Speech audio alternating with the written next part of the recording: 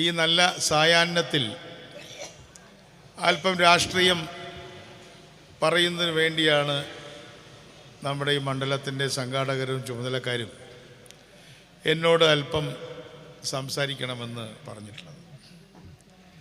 കിണാശ്ശേരിയും കണ്ണാടിയും എനിക്ക് ഒരു പുതിയ സ്ഥലമല്ല. നേരത്തെ സക്കീർ പറഞ്ഞതുപോലെ പണ്ട് മുതട്ട് തന്നെ കണ്ണാടിയിൽ ഞാൻ വന്നിട്ടുണ്ട്, കിണാശ്ശേരിയിലും വന്നിട്ടുണ്ട്. ഒരു ചെറിയ ചരിത്രം പറഞ്ഞാൽ പുതിയ തലമുറയ്ക്ക് ഓർമ്മയുണ്ടാവില്ല. CMP രൂപീകരിച്ച സമയത്ത് അന്ന് CPM ഒഴികെ ആർക്കും ഒരു പൊതുയോഗം സംഘടിപ്പിക്കാൻ പറ്റാതിരുന്ന കിണാശ്ശേരിയിൽ ആദ്യമായി ഒരു പൊതുയോഗം നടത്തിയത് MVR ആണ്, MV രാഘവനാണ്. അന്ന് വലിയ റെസിസ്റ്റൻസ് ഉണ്ടായി. അങ്ങനെ ഒരു യോഗം നടത്തരുത് എന്നുള്ള ശക്തമായ എതിർപ്പും കല്ലേറും പ്രശ്നങ്ങളും ഉണ്ടായെങ്കിലും MVR ആയതുകൊണ്ട് അദ്ദേഹം ആ യോഗം കലങ്ങിപ്പോയെങ്കിലും വീണ്ടും തിരിച്ചു വന്ന് യോഗം നടത്തി. അപ്പം അന്ന് കണ്ണാടിയിലെ ചില CPMൻ്റെ പ്രവർത്തകന്മാർ ചോദിച്ചു, എന്തിനാണ് ഇപ്പോൾ ഒരു യോഗം വേറൊരു പാർട്ടി നടത്തുന്നത്? ഇവിടെ വേറൊരു പാർട്ടി ഇല്ല എന്നാണ് അന്ന് കണ്ണാടിക്കാർ വിശ്വസിച്ചത്. പക്ഷേ 10-40 വർഷത്തോളം പിന്നിട്ടപ്പോൾ CPMൻ്റെ ആ കണ്ണാടി കല്ലിലടിച്ച പോലെ ചിതറിക്കഴിഞ്ഞിരിക്കുന്നു എന്നതാണ് യാഥാർത്ഥ്യം. ആ കണ്ണാടിയൊന്നും ഇപ്പം ഇല്ല. ഇപ്പോഴുള്ള കണ്ണാടിയിൽ ജനാധിപത്യ രാഷ്ട്രീയത്തിൻ്റെ മുഖം തെളിഞ്ഞു കാണാൻ കഴിയും. ജനാധിപത്യ ശക്തികൾ വളരെ വലിയ മുന്നേറ്റം കണ്ണാടി പഞ്ചായത്തിൽ നടത്തിയെന്ന് മാത്രമല്ല, അധികാരത്തിൽ വരുന്നതിന് പോലും സാധ്യതയുള്ള ഒരു പ്രസ്ഥാനമായിട്ട് ഐക്യ ജനാധിപത്യ മുന്നണി ഇന്ന് കണ്ണാടിയിൽ മാറിക്കഴിഞ്ഞു. ഇവിടുത്തെ കോഓപ്പറേറ്റീവ് സൊസൈറ്റികൾ അവിടെ ഭരിക്കുന്നത് UDF ആണ് എന്നെനിക്കറിയാം. അതെ, 14-19 ഇപ്പോൾ നിൽക്കുന്നത്. എന്ന് പറഞ്ഞാൽ കണ്ണാടി ബാലികേറാമലയായിരുന്നുവെങ്കിൽ ഇന്ന് ബാലികേറാമലയല്ല എന്ന് മാത്രമല്ല, ഈ നടക്കാൻ പോകുന്ന തെരഞ്ഞെടുപ്പിൽ നമ്മുടെ സ്ഥാനാർത്ഥി രാഹുൽ മാക്കൂട്ടത്തിൽ കണ്ണാടി പഞ്ചായത്തിൽ നിന്ന് ലീഡ് നേടും എന്ന കാര്യത്തിൽ എനിക്ക് യാതൊരു സംശയവുമില്ല. ഞാനിതിനു മുമ്പ് ചില കുടുംബയോഗങ്ങൾക്ക് അവിടെ വരികയുണ്ടായി.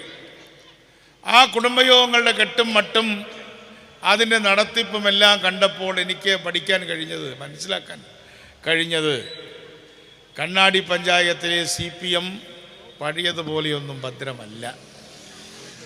അത് സ്ഥാനാർത്ഥി ആരായി എന്നുള്ളത് മാത്രമല്ല, CPMൻ്റെ രാഷ്ട്രീയത്തെക്കുറിച്ച് തെരുവിൽ നിന്ന് മറ്റൊരാൾ പ്രസംഗിക്കേണ്ട എന്ന് പറയുന്ന മൂർച്ചയുള്ള ആ രാഷ്ട്രീയത്തിൻ്റെ ഉടമസ്ഥന്മാർ ഇന്ന് അവരുടെ ശക്തി അല്പം ചോർന്നു പോയിട്ടുണ്ടെങ്കിലും അവരുടെ നേതൃത്വത്തോട് രാഷ്ട്രീയം ചോദിച്ചാൽ, പണ്ടൊരു ലോക്കൽ കമ്മിറ്റി സെക്രട്ടറി പറഞ്ഞു, പാർട്ടി ഓഫീസിലിരുന്ന് രാഷ്ട്രീയം പറയരുതെന്ന് എന്നോട് ഞാൻ പല പ്രാവശ്യം പറഞ്ഞിട്ടില്ലേ എന്ന് പറഞ്ഞതുപോലെ പാർട്ടി ഓഫീസിലിരുന്ന് രാഷ്ട്രീയം പറയരുത് എന്ന ഒരു വർത്തമാനത്തിൽ അവസാനിപ്പിക്കേണ്ട സ്ഥിതിയാണ്.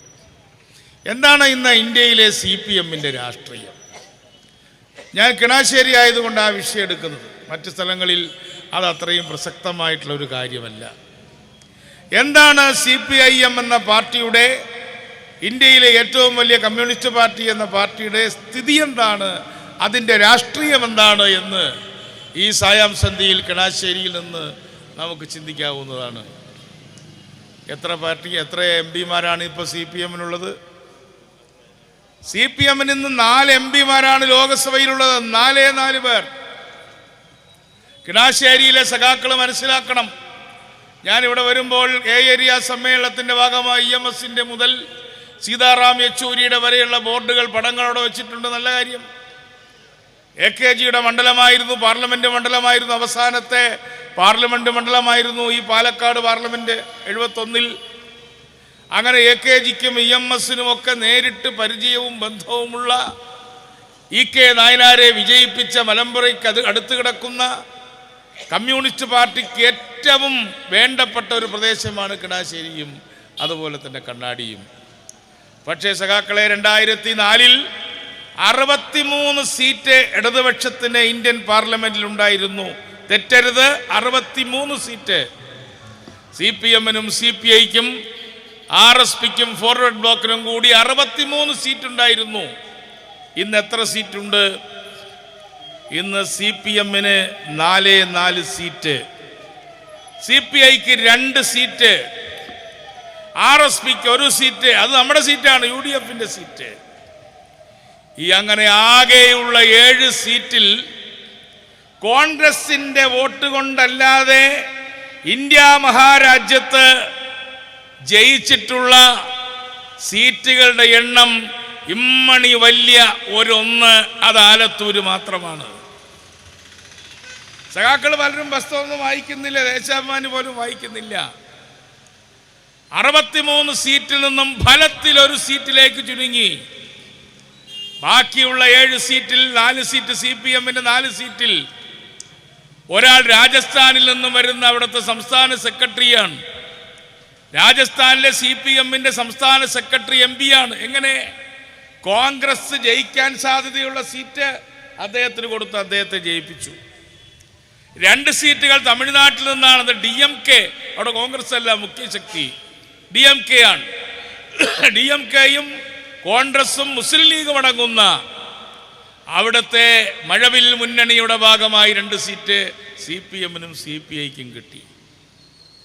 RSPയുടെ സീറ്റ് ഐക്യജനാധിപത്യ മുന്നണിയുടെ കൊല്ലം സീറ്റാണ്.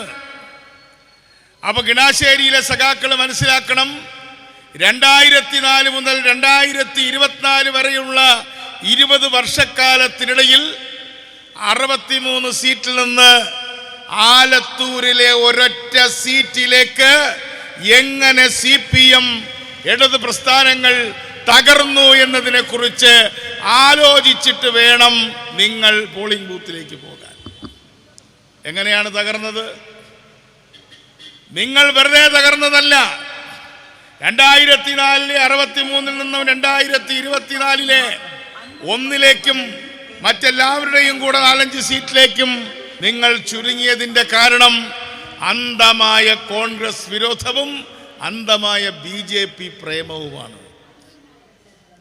20 വർഷത്തെ ചരിത്രം രാഷ്ട്രീയത്തിലൊക്കെ വലിയ തല പുകഞ്ഞിരിക്കുന്നവർക്ക് ഓർമ്മയുണ്ടാവും എന്നല്ലാതെ 25 വയസ്സായ കുട്ടിക്ക് 20 വർഷം മുമ്പുള്ള രാഷ്ട്രീയം ഓർക്കാൻ കഴിയുമോ?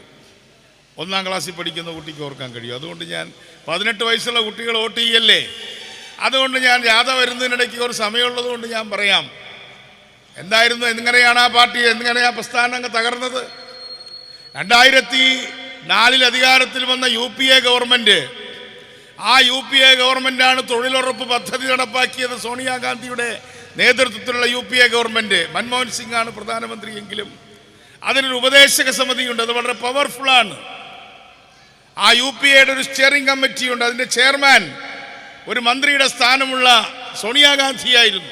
ഞാനന്ന് പ്ലാനിംഗ് ബോർഡ് മെമ്പറാണ്. ആ മുന്നണിയുടെ നേതൃത്വത്തിലുള്ള സോണിയാഗാന്ധിയാണ് വാസ്തവത്തിൽ തൊഴിലുറപ്പ് പദ്ധതി ഡിസൈൻ ചെയ്തത്. വിദ്യാഭ്യാസ അവകാശം, വിവരാവകാശം തുടങ്ങിയിട്ടുള്ള ഒരുപാട് അവകാശങ്ങൾ പ്രഖ്യാപിച്ച ഒരു ഗവൺമെന്റ് ആയിരുന്നു 2004-2009 ഗവൺമെന്റ്. ആ ഗവൺമെന്റിന്റെ ഒരു ഘട്ടത്തിൽ ഇന്ത്യക്കെതിരെ ലോകത്തെമ്പാടും നിലനിന്നിരുന്ന ആണവ നിരോധനം എന്ന് പറയുന്ന ഒരു കടമ്പ കടക്കാൻ വേണ്ടി ഒരു ആണവ കരാറിൽ ഒപ്പിട്ടു. ആ ഒപ്പിപ്പോഴും കൂടെ കിടക്കുന്നുണ്ട്.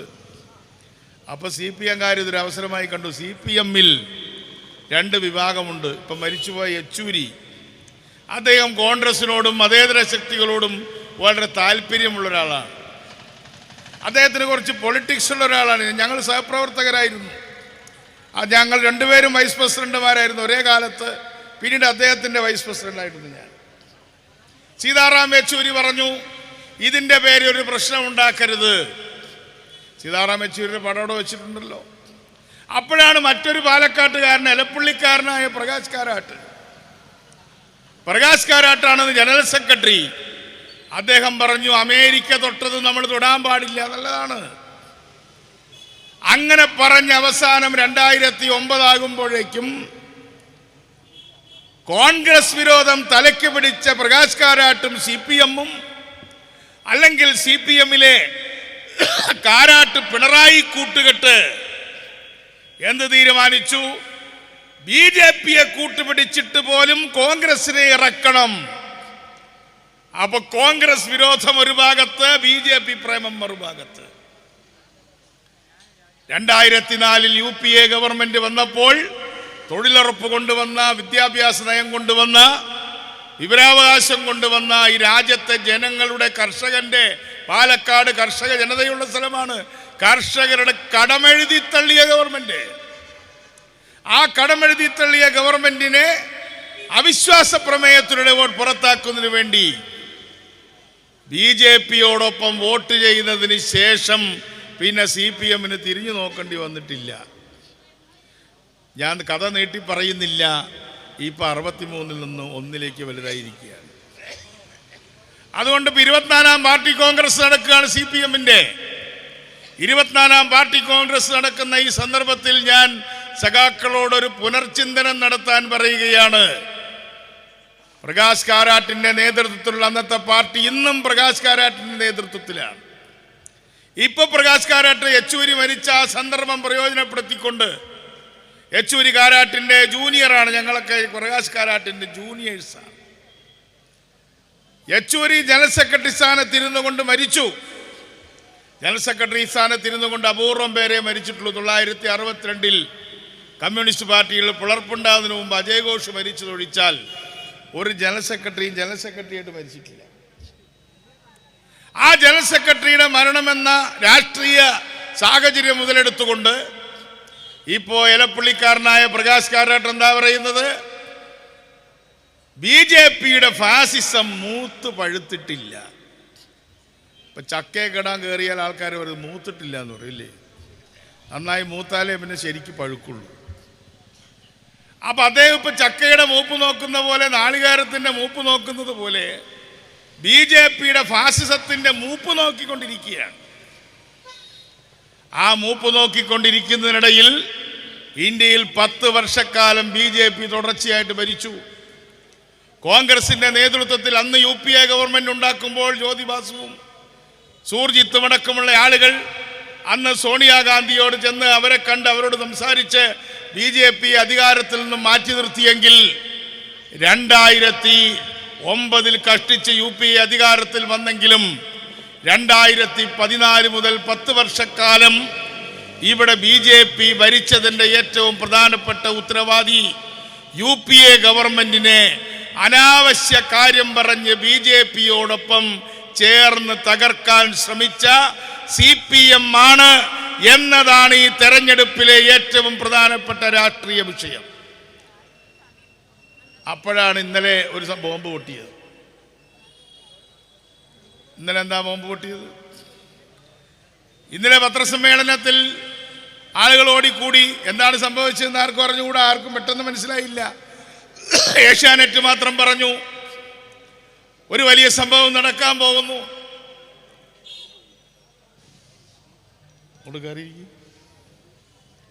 കോട്ടയം DCC പ്രസിഡന്റ് എനിക്കിങ്ങോട്ട് സുരേഷ്. അപ്പൊ അതുകൊണ്ട് BJP-യെ വളർത്താൻ വേണ്ടി നിങ്ങൾ ശ്രമിച്ച ആ പ്രവർത്തനങ്ങൾക്കിടയിൽ കോൺഗ്രസിന്റെ ഗവൺമെന്റ് പുറത്തു പോയെങ്കിലും ഇപ്പോഴും കോൺഗ്രസ് BJP-ക്കെതിരെ അതിശക്തമായ ഒരു പ്രസ്ഥാനം ഇന്ത്യ മുന്നണി കെട്ടിപ്പടുത്ത് മുന്നോട്ട് കൊണ്ടുപോവുകയാണ്. അതിനിടയിലാണ് ഇന്നലെ ഈ പാലക്കാട് മണ്ഡലത്തിലൊരു പ്രശ്നം ഉണ്ടായിരുന്നു, ബോംബ് പൊട്ടിയത്. എന്താ ബോംബ്?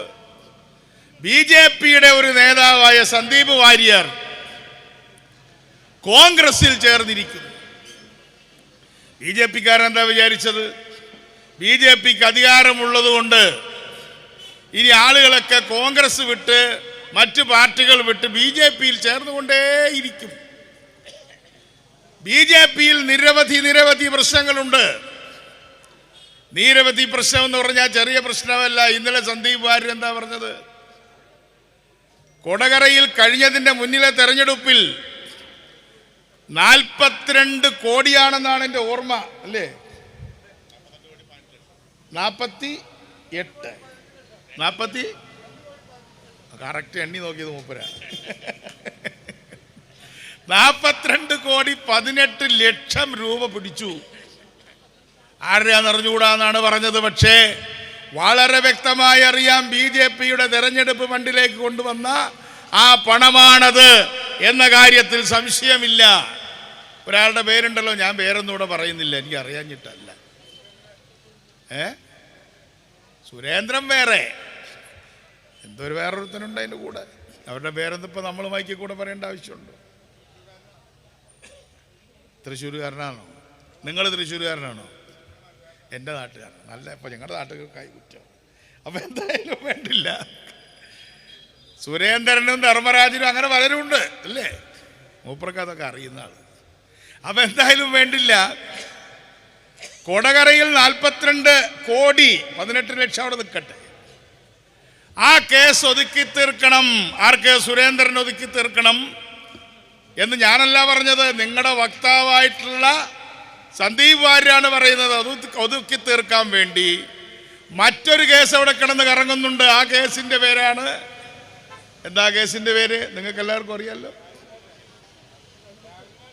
അല്ല, ലാവലിയും മാത്രമല്ല, തൃശ്ശൂർ ജില്ലയിൽ തന്നെ വേറൊരു കേസുണ്ടല്ലോ, കരുവന്നൂർ ബാങ്ക്. കരുവന്നൂർ ബാങ്കിലെ കുംഭകോണം, അവിടുത്തെ തട്ടിപ്പ്. ഇത് ഞാൻ പറയുന്നതല്ല. ഇന്നലെ KPCC പ്രസിഡന്റിന്റെയും VD സതീശൻ പ്രതിപക്ഷ നേതാവിന്റെയും സാന്നിധ്യത്തിൽ അവിടെ പത്രസമ്മേളനം നടക്കുമ്പോൾ ഞാനും സന്നിഹിതനായിരുന്നു, UDFന്റെ സെക്രട്ടറി എന്നുള്ള നിലയിൽ കൂടി. അവിടെ വെച്ച് സന്ദീപ് വാര്യർ പറഞ്ഞതാണ്. എന്താ പറഞ്ഞത്? കൊടകരയും കരുവന്നൂരും തമ്മിൽ വെച്ചുമാറി. കൊടകര കാര്യം ഞങ്ങളും മിണ്ടില്ല, കരുവന്നൂരിലെ കാര്യം നിങ്ങളും മിണ്ടണ്ട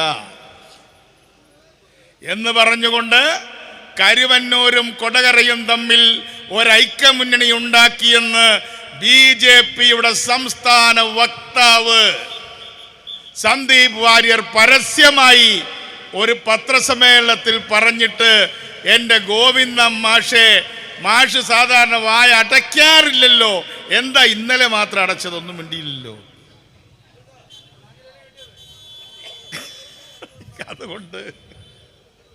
അതുകൊണ്ട് ഗോവിന്ദൻ മാഷിക്ക് ഇപ്പൊ വായ തുറക്കാൻ വയ്യ.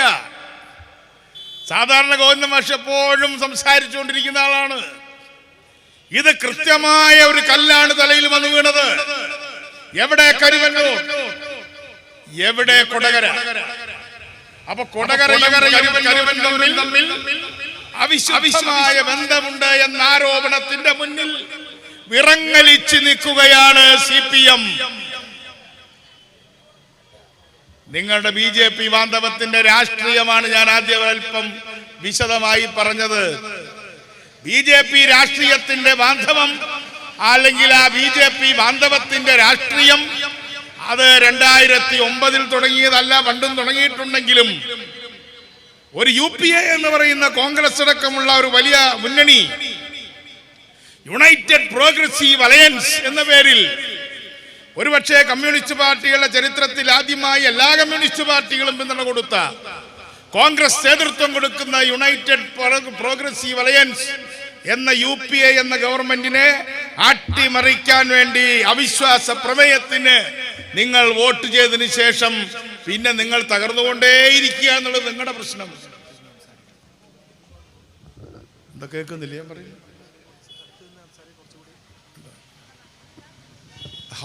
അപ്പൊ അതുകൊണ്ട് നിങ്ങളെ സംബന്ധിച്ചിടത്തോളം നിങ്ങൾ 2009 പ്രശ്നം മാത്രമല്ല, ഇപ്പൊ അവിടെ നിന്നുള്ള പ്രശ്നം, ബന്ധവും ബാന്ധവവും രാഷ്ട്രീയവും നിങ്ങൾ വരുത്തി അവസാനം കള്ളത്തരങ്ങളിലേക്കും കൊള്ളകളിലേക്കും കൊള്ള മുതൽ പങ്കുവെക്കുന്നതിലേക്കും എത്തിയിരിക്കുന്നുവെന്നാണ് ഇന്നലെ നമ്മുടെ വാര്യർ പറഞ്ഞത്. ഇത് നിഷേധിക്കാൻ കഴിയുമോ എന്നല്ല ചോദ്യം. ഇതാ നല്ല അടിപൊളിയ പ്രസംഗകാരി കൊണ്ട് വന്നോണ്ട് ഞാൻ പൊഴിഞ്ഞു കൊടുക്കാം. എന്റെ ചോദ്യം, നിങ്ങൾ സന്ദീപ് വാര്യരുടെ പേരിൽ കേസ് കൊടുത്തോ? കേസ് കൊടുക്കാൻ ഇനിയും സമയമുണ്ടായിരിക്കാം. പക്ഷേ ഞാൻ ശ്രദ്ധിച്ചു നോക്കി, സന്ദീപ് വാര്യർ പറഞ്ഞ കൊടകര കരുവന്നൂർ കുംഭകോണ കൂട്ടുകെട്ടിന്റെ ആരോപണത്തിന്റെ മുമ്പിൽ വായടഞ്ഞു നിൽക്കുന്ന CPM, ഞങ്ങൾ സന്ദീപ് വാര്യരെ കോടതി കയറ്റും എന്ന് 24 അല്ല 36 മണിക്കൂർ കഴിഞ്ഞിട്ടും ഒരക്ഷരം മിണ്ടാൻ ഇന്ന് CPM സാധിച്ചിട്ടില്ല. ഇതെന്താ കാണിക്കുന്നത്? ഇത് കാണിക്കുന്നത് മറ്റൊന്നുമല്ല, CPM-ന്റെ അവസാനത്തിന്റെ ആരംഭമായിരിക്കുന്നു എന്നുള്ളതാണ്. ഇങ്ങനെയാണ് ബംഗാളിലും ആരംഭിച്ചത്. ബംഗാളിലും CPM രാഷ്ട്രീയമായിട്ട് മാത്രമല്ല പരാജയപ്പെട്ടത്. CPM-ലെ രാഷ്ട്രീയ പരാജയത്തിന്റെ തുടക്കം അവിടുത്തെ അഴിമതിയുടെയും അതിക്രമങ്ങളുടെയും പരമ്പരയായിരുന്നു. അതാണ് നന്ദിഗ്രാമും സിംഗൂരും എന്ന് പറയുന്ന രണ്ട് സംഭവങ്ങൾ. മമതാ ബാനർജിയുടെ നേതൃത്വത്തിൽ നന്ദിഗ്രാമിലും സിംഗൂരും നടത്തിയ പോരാട്ടം, ആ പോരാട്ടത്തിന്റെ ഭാഗമായി മമതാ ബാനർജി എന്ന പ്രതിപക്ഷ നേതാവ് അന്ന് തിരുവനന്തപുരത്ത് വന്നപ്പോൾ അവരെ സ്വീകരിക്കുന്ന സ്വീകരണ കമ്മിറ്റിയുടെ ചെയർമാൻ ഞാനായിരുന്നു. മമതാ ബാനർജിയും MVR-ഉം ഒരുമിച്ച് തിരുവനന്തപുരത്തെ റോഡിലൂടെ നടന്നു. അന്ന് ജ്യോതിബാസുവിന് ശേഷം ബുദ്ധദേവ് ഭട്ടാചാര്യ മുഖ്യമന്ത്രിയാണ്. പക്ഷേ എന്നെല്ലാം കമ്മ്യൂണിസ്റ്റ് പാർട്ടികൾ ഇത്തരത്തിൽ അതിക്രമത്തിന്റെയും കൊള്ള മുതൽ പങ്കുവെക്കലിന്റെയും ഭാഗമായിട്ടുണ്ടോ, പിന്നെ അവരെ തപ്പി നോക്കിയാൽ കാണില്ല. ടാറ്റയ്ക്ക് സിംഗൂർ കൊടുക്കാൻ വേണ്ടി, അതേപോലെ തന്നെ സിംഗപ്പൂർ കമ്പനിക്ക് വേണ്ടി, അവിടുത്തെ ഒരു സലീം കമ്പനി എന്ന് പറയുന്ന ഒരു കമ്പനിക്ക് വേണ്ടി നന്ദിഗ്രാമിലെ കർഷകരെ വെടിവെച്ചു കൊന്നതിന്റെ പേരിൽ ബംഗാളിലെ ജനങ്ങൾ അവരെ പൂർണ്ണമായി വെറുത്തു. ഇന്ന് സമാനമായ ചിത്രമാണ് കേരളത്തിൽ. ഇന്ന് കേരളത്തിലെ ഓരോ CPM നേതാവിന്റെയും അലമാരയിൽ ഓരോ കേസുകളുണ്ട്. മുഖ്യമന്ത്രിയിൽ നിന്ന് തന്നെ തുടങ്ങാം. മുഖ്യമന്ത്രിയും പേടിച്ചിരിക്കുകയാണ്. പണ്ടൊക്കെ കമ്മ്യൂണിസ്റ്റ് പാർട്ടി നേതാക്കന്മാരെ കുറിച്ച് അതിന്റെ എതിരാളികൾക്ക് എന്ത് അഭിപ്രായ വ്യത്യാസമുണ്ടെങ്കിലും അവർ നിർഭയരായിരുന്നു എന്ന് പറയും. അവർക്ക് ഭയം ഇല്ലായ്മ കൂടിപ്പോയതിന്റെ പ്രശ്നമേ ഉണ്ടാവുള്ളൂ, ധൈര്യം കൂടിയതിന്റെ പ്രശ്നമേ ഉണ്ടായിരുന്നുള്ളൂ. ഇപ്പോഴോ പിണറായി വിജയന് ഭയം. ഇവിടെ ഒരു ശ്രോതാവ് പറഞ്ഞു ലാവലിൻ അവസാനിച്ചിട്ടില്ല, ലാവൻ മാറ്റിവെച്ചുകൊണ്ടേയിരിക്കുകയാണ് സുപ്രീം കോടതി. അദ്ദേഹത്തിന്റെ മകളുടെ പേരിൽ SFIO, ഞങ്ങളൊക്കെ SFI വരെ ആയിട്ടുള്ളൂ. ഇപ്പൊ SFI എന്ന് എഴുതുന്നത് SFIO എന്ന് എഴുതാൻ വേണ്ടിയാണ്. SFIO എന്ന് പറഞ്ഞാൽ SFI ഓഫീസ് എന്നല്ല അർത്ഥം. സീരിയസ് ഫ്രോഡ് ഇൻവെസ്റ്റിഗേഷൻ, അതാണ് സീരിയസ് ഫ്രോഡ്. ഫ്രോഡ് എന്ന് പറഞ്ഞാൽ തന്നെ തട്ടിപ്പ്. കൊടും തട്ടിപ്പ് അന്വേഷിക്കുന്ന അന്വേഷണ ഏജൻസിയുടെ പേരാണ് SFIO. ആ SFIO ആദ്യമായി ഒരു കേരള മുഖ്യമന്ത്രിയുടെ മകളെ ചോദ്യം ചെയ്യാൻ വിളിച്ചു. പത്രങ്ങളൊന്നും അധികം കൊടുത്തില്ല. 1.25 കോടി രൂപ വളരെ കൃത്യമായി കേരള ഗവൺമെന്റിന്റെ ഷെയറുള്ള 7% ഷെയറുള്ള CMRL എന്ന് പറയുന്ന കരിമണൽ കമ്പനിയിൽ നിന്നും യാതൊരു പ്രത്യേകിച്ച് സർവീസും ചെയ്യാതെ മുഖ്യമന്ത്രിയുടെ മകൾ വീണ വിജയൻ 1.25 കോടി രൂപ വൈറ്റ് മണിയായി വാങ്ങി എന്ന കൃത്യമായ ആരോപണം പാർലമെന്റിൽ അസംബ്ലിയിൽ വന്നപ്പോൾ എന്താ പിണറായി വിജയന്റെ മറുപടി? ഒരു കമ്പനി മറ്റൊരു കമ്പനിക്ക് കൊടുത്ത കാശിനെ കുറിച്ച് ഞാൻ എന്ത് പറയാനാണ്? ഇവിടെ കമ്പനികളിൽ നിന്ന് അങ്ങനെ കാശ് വാങ്ങിക്കാൻ പാടുണ്ടോ? കമ്പനികൾക്ക് ഇങ്ങനെ കാശ് കൊടുക്കാൻ പാടുണ്ടോ? കമ്പനികൾക്ക് അഴിമതി നടത്തിക്കൂടെ? കമ്പനികളല്ലേ അഴിമതി നടത്തുന്നു. അപ്പൊ അംബാനിയും അദാനിയും ഒന്നും കമ്പനിയല്ലേ? അംബാനിയുടെ കയ്യിൽ നിന്നും അദാനിയുടെ കയ്യിൽ നിന്നും കാശ് വാങ്ങി എന്ന് നിങ്ങളും പറഞ്ഞില്ലേ? നമ്മുടെ ഉമ്മൻചാണ്ടിക്കെതിരായിട്ട് എന്താ പറഞ്ഞത്? വിഴിഞ്ഞം തുറമുഖ പദ്ധതി തുടങ്ങിയപ്പോ 6000 കോടിയുടെ അഴിമതി. പിന്നെ ഒരാൾ പറഞ്ഞു, സഖാവേ ആകെ 4000 കോടിയുള്ളൂ പദ്ധതിക്ക്, അതിലാരെങ്കിലും 6000 കോടിയുടെ അഴിമതി നടത്തും. അന്വേഷണ കമ്മീഷൻ വെച്ച് അത് ചിറ്റിപ്പോയി. അപ്പൊ നിങ്ങളുടെ മകൾ 1.25 കോടി രൂപ വാങ്ങി, അത് തിരിച്ചു കൊടുക്കെങ്കിലും വേണ്ടേ? തിരിച്ചു കൊടുത്തില്ല എന്ന് മാത്രമല്ല, അത് കക്ഷത്ത് വെച്ചുകൊണ്ടിരിക്കുകയാണ് മുഖ്യമന്ത്രി.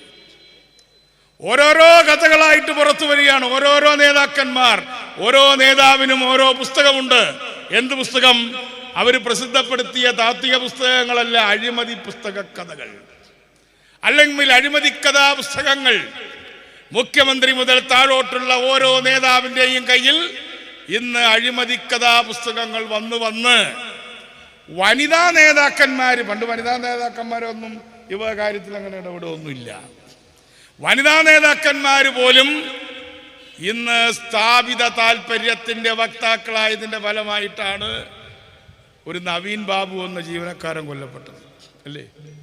ഈ കണ്ണാടി പഞ്ചായത്തിൽ NGO യൂണിയൻകാരില്ലേ? NGO-മാരില്ലേ, സർക്കാർ ജീവനക്കാരും അധ്യാപകരുമില്ലേ? എങ്ങനെ നവീൻ ബാബു കൊല്ലപ്പെട്ടു? നിങ്ങളുടെ ജില്ലാ പഞ്ചായത്ത് പ്രസിഡന്റും അവിടുത്തെ കളക്ടറും ചേർന്നുകൊണ്ട് കളക്ടറുടെ മൗനവും ദിവ്യയുടെ ശബ്ദവും ചേർന്നപ്പോൾ നവീൻ ബാബുവിന് ആത്മഹത്യ ചെയ്യാതെ മറ്റു മാർഗമില്ലാതായി. പക്ഷെ ആരാ നവീൻ ബാബു? നവീൻ ബാബു ദിവ്യേക്കാളും വലിയ സഖാവാണ്. പഠിക്കുന്ന കാലത്തെ SFI ആണ്, SFIO അല്ല.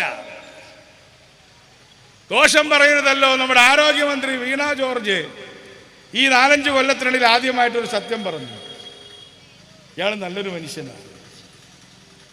പത്തനംതിട്ട ജില്ലാ കമ്മിറ്റി, CPM-ന്റെ ജില്ലാ കമ്മിറ്റി പ്രമേയം പാസാക്കി, ഈ നവീൻ ബാബുവിനെ കൊന്നവന്റെ പേരിൽ നടപടിയെടുക്കണം.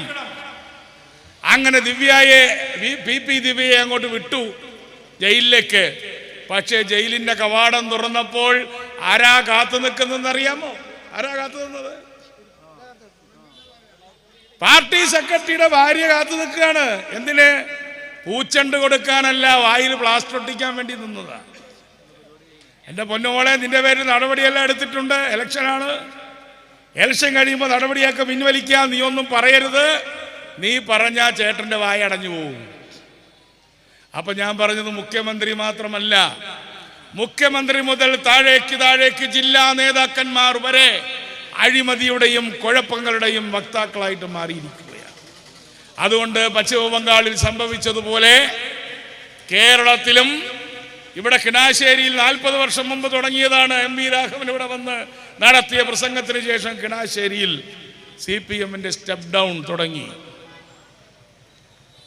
ഇന്ന് കേരളത്തിൽ കിണാശ്ശേരിയിൽ നിന്നല്ല, ബംഗാളിലും ത്രിപുരയിലും ഉണ്ടായതുപോലെ തന്നെ ഈ 2026 തെരഞ്ഞെടുപ്പിന് മുമ്പ് പാലക്കാടും ചേലക്കരയും വയനാടും വൻ ഭൂരിപക്ഷത്തിന് ഐക്യജനാധിപത്യ മുന്നണിയുടെ വിജയം ആഘോഷിക്കുന്ന സന്ദർഭം മുതൽ CPM-ന്റെ അവസാനത്തിന്റെ ആരംഭം കുറിക്കപ്പെടും എന്ന കാര്യത്തിൽ ആർക്കും ഒരു സംശയം വേണ്ട.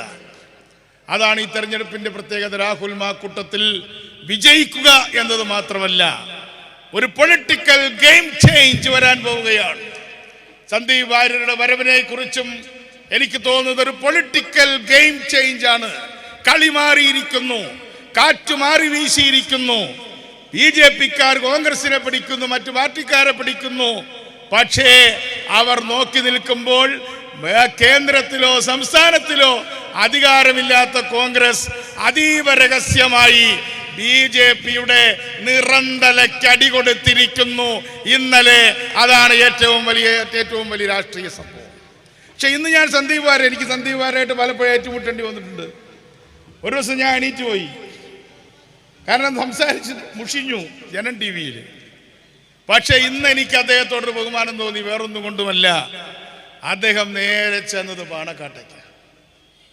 പാണക്കാട് ശിഹാബ് തങ്ങളുടെ വീട്ടിൽ, സാദിഖ് അലി ശിഹാബ് തങ്ങളുടെ വീട്ടിൽ, അതായത് പാണക്കാട്ട് കുടുംബത്തിലെത്തി. അവിടെ കുഞ്ഞാലിക്കുട്ടി അടക്കമുള്ള ആൾ കാത്തു നിൽക്കുകയാണ്. മുസ്ലിം ലീഗ് നേതാക്കന്മാർ കാത്തു നിൽക്കുന്നു.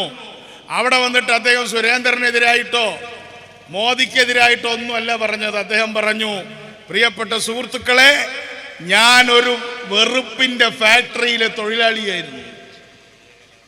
എൻ്റെ ഫാക്ടറിയിൽ ഉണ്ടാക്കിക്കൊണ്ടിരിക്കുന്ന, ഫാക്ടറി എന്ന് പറഞ്ഞാൽ BJP എന്ന ഫാക്ടറിയിൽ മനുഷ്യനെ വെറുക്കാനുള്ള വെറുപ്പിന്റെ ഉൽപ്പന്നങ്ങൾ ഉണ്ടാക്കിയ ഫാക്ടറിയിൽ നിന്നും ഞാനിതാ രാഹുൽ ഗാന്ധിയുടെ സ്നേഹത്തിന്റെ കടയിൽ ഒരു മെമ്പർഷിപ്പ് എടുത്തിരിക്കുന്നു എന്ന് BJP-യുടെ നേതാവ് പറയുമ്പോൾ CPM-കാര് മുഖം വക്രിച്ചോണ്ടിരിക്കുക.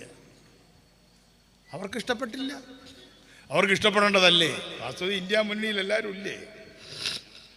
അതുകൊണ്ടാണ് ഞാൻ പറഞ്ഞത്, എലപ്പുള്ളിക്കാരനായ പ്രകാശ് കാരാട്ടിന്റെ നേതൃത്വത്തിലുള്ള ഇന്നത്തെ CPM 2008-2009 കാലഘട്ടത്തിൽ ചെയ്ത അതുപോലെ തന്നെ സീതാറാം യെച്ചൂരിയുടെ മരണത്തിന് ശേഷമുണ്ടായ ശൂന്യത ഉപയോഗപ്പെടുത്തിക്കൊണ്ട് വീണ്ടും CPM-നെ കൂടുതൽ BJP-യുടെ പാളയത്തിലേക്ക് കൊണ്ടുചെല്ലാൻ ശ്രമിക്കുമ്പോൾ പ്രകാശ് കാരാട്ടിന്റെ നാട്ടിൽ നിന്ന്, AKG-യുടെ മണ്ഡലത്തിൽ നിന്ന്, EMS-ന്റെ പഴയ ജില്ലയിൽ നിന്ന് നിങ്ങൾ CPM-നും BJP-ക്കും ഒരുമിച്ചൊരടി കൊടുത്താൽ ഒരു സംശയവും വേണ്ട, പാലക്കാട് രാഹുൽ മാക്കൂട്ടത്തിലിന്റെ വിജയം എന്ന് പറയുന്നത് ഒരു വലിയ ഗെയിം ചേഞ്ചർ പൊളിറ്റിക്സ് ആയിരിക്കും എന്ന കാര്യത്തിൽ സംശയമില്ല. ഇന്ന് BJP-യുടെ ആളുകൾ അന്തം വിട്ട് നടക്കുകയാണ്. അവരുടെ മുഖത്ത് ചോരയില്ല. അവർ വിചാരിച്ചതെല്ലാം ഇപ്പോൾ അവർ പറിച്ചെടുക്കാൻ പറ്റും. പക്ഷേ BJP-ക്കാരോടൊരു കാര്യം പറയാം, കേരളം ചില കാര്യങ്ങളിൽ ഒറ്റക്കെട്ടാണ്. ഇപ്പൊ വയനാട്, എന്താ വയനാടിനോട് നിങ്ങൾക്കുള്ള ദേഷ്യം? വയനാടിനുള്ള ദേഷ്യം രാഹുൽ ഗാന്ധി ജയിച്ചു എന്നുള്ള ദേഷ്യമാണ് അല്ലേ? വേറെ എന്താ ദേഷ്യം? BJP-ക്ക് വയനാടിനോടുള്ള ദേഷ്യം എന്താ? അവിടെ രാഹുൽ ഗാന്ധി ജയിച്ചു. ഇപ്പൊ പ്രിയങ്ക ഗാന്ധി ജയിക്കാൻ പോകുന്നു. നെഹ്റു കുടുംബത്തിന്റെ രണ്ടാമത്തെ തറവാടായി വയനാട് മാറിക്കൊണ്ടിരിക്കുകയാണ്, കേരളം മാറിക്കൊണ്ടിരിക്കുകയാണ്. ഞാൻ പ്രിയങ്ക ഗാന്ധിയെ കാണാൻ പോയിരുന്നു. ഇവിടെയാണ് എനിക്ക് ചാർജെങ്കിലും അവിടെ പോയില്ലെങ്കിൽ മോശമല്ലേ എന്നുള്ള നിലയ്ക്ക് ഞാൻ പോയി. ഞാൻ അവരെ കണ്ടിട്ടുണ്ടോ എന്ന് ചോദിച്ചാൽ കണ്ടിട്ടുണ്ട്, അത്രയേ ഉള്ളൂ. ഹെലിപ്പാഡിൽ വെച്ച് ഞാൻ അത് തിരക്കാനായിട്ട് ചെന്ന് വലിയ തിരക്കൊന്നുമില്ല. ഒരു 2 മിനിറ്റ് നേരം അവരോട് സംസാരിച്ചു. 2 മിനിറ്റ് അല്ല, 20 സെക്കൻഡ് മതി. പ്രിയങ്ക ഗാന്ധിയെ ഒരു രാഷ്ട്രീയ പ്രവർത്തകൻ കണ്ടാൽ ആ രാഷ്ട്രീയ പ്രവർത്തകന്റെ മനസ്സ് വായിച്ചെടുക്കാനുള്ള കെൽപ്പുള്ള ഒരു വനിതയാണ് പ്രിയങ്ക ഗാന്ധി. അപ്പൊ അവര് പറയുന്നത് ഇനി പ്രിയങ്ക ഗാന്ധി കേരളത്തിൽ താമസമാക്കും. അവർ താമസമാക്കുമോ റേഷൻ കാർഡ് എടുക്കുമോ എന്ന് എനിക്കറിഞ്ഞുകൂടാ. എന്തായാലും പ്രിയങ്കയും രാഹുൽ ഒരു കാര്യം പറഞ്ഞു. രാഹുൽ ഗാന്ധി ഒരു കാര്യം പറഞ്ഞു, വയനാടിന് ഇനി മുതൽ 1 MP അല്ല 2 MP ഉണ്ടാവും. ഞാൻ എന്നും നിങ്ങളുടെ MP ആയിരിക്കും. എൻ്റെ സ്ഥാനത്ത് എൻ്റെ സഹോദരിയും ഉണ്ടായിരിക്കും. അങ്ങനെ കോൺഗ്രസ് വളരെ പ്രയാസപ്പെട്ട് 10 വർഷം അധികാരത്തിൽ നിന്ന് തുടർച്ചയായി മാറിയെന്നൊരു ചരിത്രം ഇന്ത്യൻ നാഷണൽ കോൺഗ്രസിന് ഉണ്ടായിട്ടുണ്ടോ? അതറിയിൽ ഉണ്ടായിട്ടില്ല. 10 വർഷം തുടർച്ചയായിട്ട് മാറി നിന്നു. ആ 10 വർഷം തുടർച്ചയായി മാറി നിന്ന കോൺഗ്രസ് അതൊന്നൊരു പ്രശ്നമല്ല. ഞങ്ങൾ ഇനി വരാൻ പോകുന്നത് ഈ ഫാസിസ്റ്റ് വിഷവൃക്ഷത്തിന്റെ വേര് പറിച്ചെറിഞ്ഞുകൊണ്ടായിരിക്കും എന്ന പ്രഖ്യാപനം നടത്തുകയാണ്. അതിൽ ഞങ്ങൾക്കെല്ലാം ആവേശമുണ്ട്. ഞങ്ങൾ ഒരിക്കലും കോൺഗ്രസിൽ ചേർന്നിട്ടുള്ളവരല്ല. ഞങ്ങൾ കോൺഗ്രസിനോടൊപ്പം നിന്നിട്ടുള്ളവരാണ്. കോൺഗ്രസിനെ എതിർത്തിട്ടുണ്ട്, ഇന്ദിരാഗാന്ധിയെ എതിർത്തിട്ടുണ്ട്. ഇന്ദിരാഗാന്ധി അടിയന്തരാവസ്ഥ നടപ്പാക്കുമ്പോൾ എതിർത്തിട്ടുണ്ട്, അതിനുശേഷം എതിർത്തിട്ടുണ്ട്. പക്ഷേ 40 വർഷമായി ഞങ്ങൾ കോൺഗ്രസുമായി ബന്ധപ്പെട്ട് പ്രവർത്തിക്കുന്നു. ഓരോ മാസവും ദിവസവും കഴിയുമ്പോഴും മതേതരപക്ഷത്തെ, ലോകത്തെ തന്നെ ഫാസിസ്റ്റ് ശക്തികൾക്കെതിരായ ഏറ്റവും വലിയ രാഷ്ട്രീയ പാർട്ടിയായി കോൺഗ്രസ് തെളിഞ്ഞു വരികയാണ്. ഇന്നിപ്പോൾ അമേരിക്കയിലെ ട്രംപിന്റെ വിജയം മോഡിക്ക് തുള്ളിച്ചാടാൻ തോന്നും. പക്ഷേ ട്രംപിനെ അത്രയൊന്നും കോൺഗ്രസിന് അത്ര പിടുത്തമല്ല. ലോകത്തെവിടെ ചെന്നാലും നിങ്ങളൊരു കോൺഗ്രസ്സുകാരനാണെന്ന് പറഞ്ഞാൽ ഇന്നതിൻ്റെ അർത്ഥം നിങ്ങളൊരു പുരോഗമനവാദിയാണ്. ഞാൻ ഈ അടുത്തിടെ അമേരിക്കയിൽ 1.5 മാസം എൻ്റെ മകളുടെ കൂടെ താമസിക്കാൻ പോയി. നിരവധി യോഗങ്ങൾക്ക് ഞാൻ പോയി. അവിടെ കോൺഗ്രസ്സുകാർ മാത്രമല്ല അമേരിക്കക്കാരും എല്ലാവരും ഉണ്ടായിരുന്നു. അപ്പം ഞാൻ എന്നെ പരിചയപ്പെടുത്തുമ്പോൾ എന്നെ ഇപ്പോൾ റോഡിൽ വെച്ച് കണ്ടാൽ പലർക്കും അറിയാം. വാഷിങ്ടണിൽ വെച്ച് കണ്ടാൽ എന്നെ പൂച്ചക്കുട്ടിക്കാൻ മനസ്സിലാവും, എന്നെ ആർക്കെങ്കിലും അറിയാം. അപ്പോൾ യോഗങ്ങൾക്കൊക്കെ പോകുമ്പോൾ അല്ലെങ്കിൽ അവിടെ ഒരു പരിപാടിയാണ് meet and greet CP John അല്ലെങ്കിൽ അജയ് തറയിൽ, അങ്ങനെയൊക്കെയാണ് അവിടെ മീറ്റിംഗ് വയ്ക്കുക. പലതരത്തിലുള്ള ആൾക്കാർ വരും. ഞാൻ സ്വയം എന്നെ പരിചയപ്പെടുത്തുന്നു. ഞാൻ കോൺഗ്രസിൻ്റെ മുന്നണിയിൽ പ്രവർത്തിക്കുന്ന കക്ഷിയുടെ സെക്രട്ടറിയാണ്, ആ മുന്നണിയുടെ സെക്രട്ടറിയാണ്. വലിയ ബഹുമതിയായിട്ടാണ് ഞാൻ കണക്കാക്കുന്നത്. അവർ പറയുന്നത് ഇന്ത്യൻ നാഷണൽ കോൺഗ്രസ് ഇന്ത്യയിൽ മാത്രമല്ല ലോകത്തെമ്പാടും വലതുപക്ഷ രാഷ്ട്രീയം ആഞ്ഞടിക്കുന്നു. അങ്ങനെ വലതുപക്ഷ രാഷ്ട്രീയം അമേരിക്കയിൽ ആഞ്ഞടിച്ചതിൻ്റെ ഫലമായിട്ടാണ് ട്രംപ് ജയിച്ചത്. അങ്ങനെ ട്രംപ് ജയിക്കുമ്പോൾ ഈ അടുത്ത കാലത്ത് രാഹുൽ ഗാന്ധി അവിടെ വന്നു. രാഹുൽ ഗാന്ധി ആ ന്യൂയോർക്കിലൂടെയും വാഷിങ്ടണിലൂടെയും നടന്നു പോകുമ്പോൾ ആളുകൾ എന്താ പറയുന്നത്? ഇതാ ലോകത്തിന്റെ ഒരു പ്രതീക്ഷ, ജനാധിപത്യ രാഷ്ട്രീയത്തിന്റെ, സ്വതന്ത്ര ജനാധിപത്യ രാഷ്ട്രീയത്തിന്റെ ഒരു പ്രതീകമായ മനുഷ്യനായി ലോകത്തിന്റെ ഏതു തെരുവും തിരിച്ചറിയുന്ന ഒരു രാഷ്ട്രീയ നേതാവായി രാഹുൽ ഗാന്ധി മാറിയിരിക്കുകയാണ്. അല്ലാതെ വെറുതെ നമ്മൾ UDF അല്ലെങ്കിൽ കോൺഗ്രസ് അങ്ങനെയല്ല. അപ്പൊ അതുകൊണ്ടൊരു മഹത്തായ പ്രസ്ഥാനത്തിന്റെ ഭാഗമായി നാം മുന്നോട്ട് പോകുമ്പോൾ BJP ആണ് നമ്മുടെ മുഖ്യ ശത്രു. BJP ആണ് മുഖ്യ ശത്രു. ഇന്ത്യയിൽ ഇപ്പോൾ CPM ഒന്നും കാര്യമായിട്ടൊന്നും ഇല്ല. ആകെ ഒരു സീറ്റേ അവർക്കുള്ളൂ എന്ന് ഞാൻ പറഞ്ഞല്ലോ. ബാക്കിയുള്ള സീറ്റൊക്കെ നമ്മുടെ കൂടെ നിന്ന് കിട്ടിയതാണ്. രാജസ്ഥാനിലെ സംസ്ഥാന സെക്രട്ടറിക്ക് നമ്മുടെ KC വേണുഗോപാലൊക്കെ കൊണ്ടൊരു സീറ്റ് കൊടുത്തു.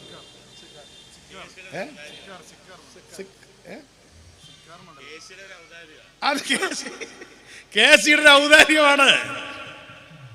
അത് തന്നെയാണ് തമിഴ്നാട്ടിലും. അതുകൊണ്ട് നമ്മളെ സംബന്ധിച്ചിടത്തോളം ഇന്ന് CPM വലിയ വിഷയമൊന്നുമല്ല. ഞാൻ പെട്ടെന്ന് നിർത്താം. ഞാൻ അടുത്ത കാലത്ത് ത്രിപുരയിൽ പോയിരുന്നു. അടുത്ത കാലത്തല്ലായിരുന്നു, 4-5 കൊല്ലം മുമ്പ്, കഴിഞ്ഞ ഇലക്ഷൻ കഴിഞ്ഞ ഉടനെ ത്രിപുരയിൽ ഞാൻ പോകാൻ കാരണം ഞങ്ങൾക്ക് ത്രിപുരയിലും ബംഗാളിലൊക്കെ ഞങ്ങളെ CMP പോലെ കുറച്ച് പാർട്ടികളുണ്ട്. അപ്പോൾ അവിടെ ഒരു സംഭവം ഉണ്ടായി.